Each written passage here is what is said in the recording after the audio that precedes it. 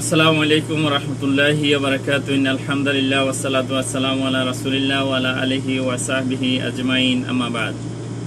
সম্মানিত তাওহীদ প্রিয় দ্বীনি ভাই বোনেরা, আমরা আজকে জানবো জাহান্নামে কাফের এবং মুনাফিকের শাস্তি সম্পর্কিত।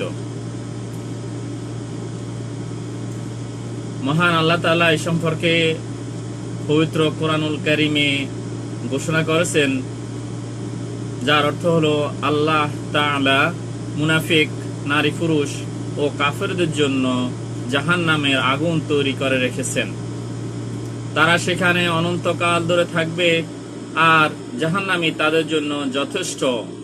আল্লাহ তাদের প্রতি অভিশাপ করেন এবং তাদের জন্য রয়েছে স্থায়ী আযাব।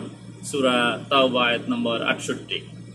তাহলে কাফের এবং মুনাফিকদের জন্য আল্লাহ তাআলা অনন্তকালের বসবাসের জন্য প্রস্তুত করে রেখেছেন জাহান্নাম। সেখানে তারা অনন্তকাল থাকবে, সেখান থেকে তারা বের হতে পারবে না। আল্লাহ তাআলা আমাদেরকে এই সমস্ত লোকদেরকে হেফাজত করুন। আমাদেরকে আল্লাহ তাআলা আমাদেরকে জাহান্নামের আগুন থেকে হেফাজত করুন। সকল প্রকার অন্যায়, জুলুম, নির্যাতন, আল্লাহ তাআলার সাথে শিরক করা, তারপরে নবীর সুন্নতের সাথে বেঈমানি করা, সর্বোপরি সকল প্রকার অন্যায়, জুলুম, নির্যাতন থেকে নিজেকে হেফাজত করার তৌফিক দান করুন। আমিন। আসসালামু আলাইকুম ওয়া রাহমাতুল্লাহি ওয়া বারাকাতুহু।